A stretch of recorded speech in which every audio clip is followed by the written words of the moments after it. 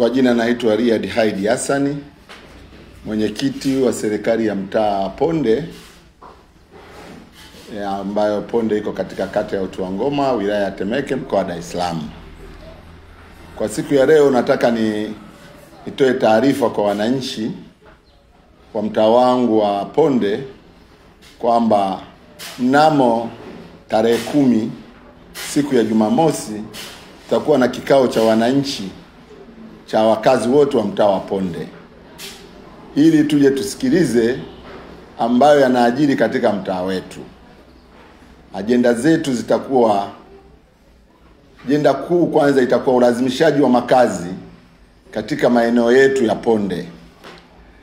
Tunaishukuru serikali, Wizara ya Ardhi imetuletea wakandarasi ambao watakuja kukuamua zoezi zima la ulazimishaji katika mtaa wetu, ambao hili zoezi linaratibiwa na Wizara ya Ardhi, halmashauri ya wilaya ya Temeke, ili kukuamua ulazimishaji ambao umekaa muda mrefu tangu wananchi walipoanza hili zoezi 2017, na limekuwa linaleta manunguniko kwa wananchi wengi, maeneo yao kutokuwa yamepimwa.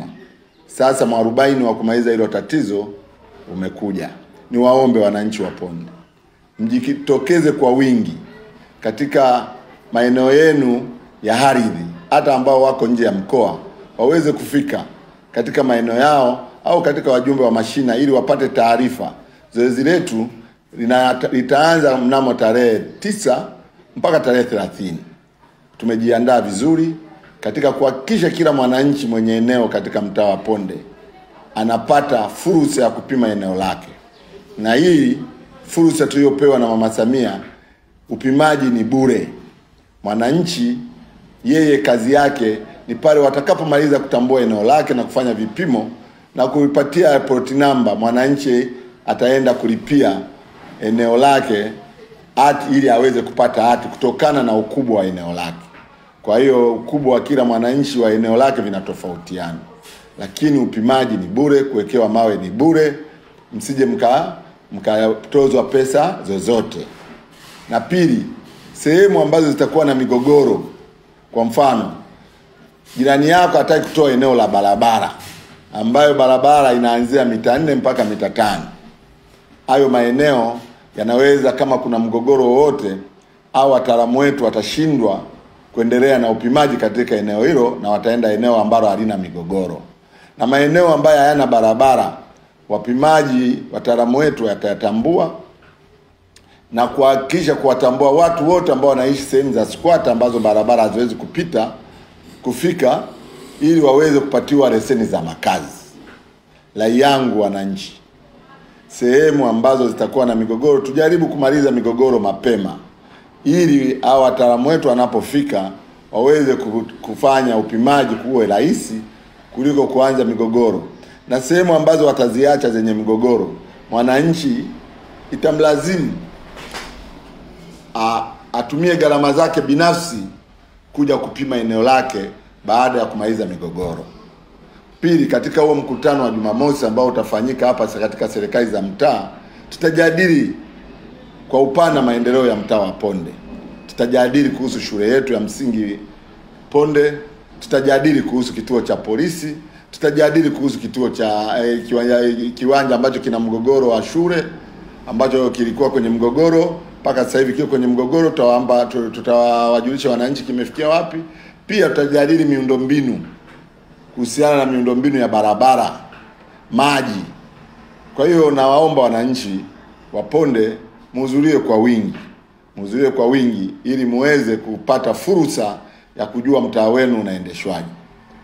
Kwa niaba ya uongozi wa serikali ya mtaa, niwaombe wananchi mje kwa wingi ili mtupe nguvu. Sehemu ambayo mnaona mnahitaji matatizo yenu tuyapeleke mbele yatatuliwe. Tusikae kwenye vijiwe kulalamika. Hii ni fursa ambayo tumeipata. Na mkiangalia Wizara ya Ardhi imewekeza pesa nyingi hapa kufyatua beacon. Tuna wataalamu zaidi ya 20 watakuwa mtaani kwetu. Kwa hiyo tuwaombe mje kwenye mkutano ili mjue taratibu zitakazoweza kutumika katika upimaji huo. Na niwaambie mwananchi yeyote mwenye NIDA ambaye ana ardhi, ana mikataba ambayo mikataba yake ya ununuzi, ya uuzwaji au mikataba ya urithi awe nayo katika maeneo yake, ili iwe rahisi kumuingiza kwenye database, ili huyo mwananchi aweze kupata leseni kwa urahisi. Kwa hayo machache, niwaombe wananchi wa Ponde muhudhurie kwa wingi. Sina zaidi ya hayo. Niwaombee Mwenyezi Mungu siku hiyo muweze kuwa na afya njema, na ambao afya zao zimetetereka waweze kuwa na afya njema siku hiyo.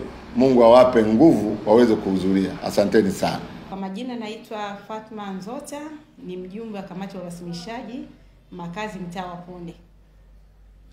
Kwa majina naitwa Mariam Charles Mushi, ni mjumbe wa kamati ya urasimishaji mtaa wa Ponde. Wananchi wa Ponde, napenda kuwatangazia zoezi la urasimishaji au ukwamuaji unarudi tena kwa mara nyingine.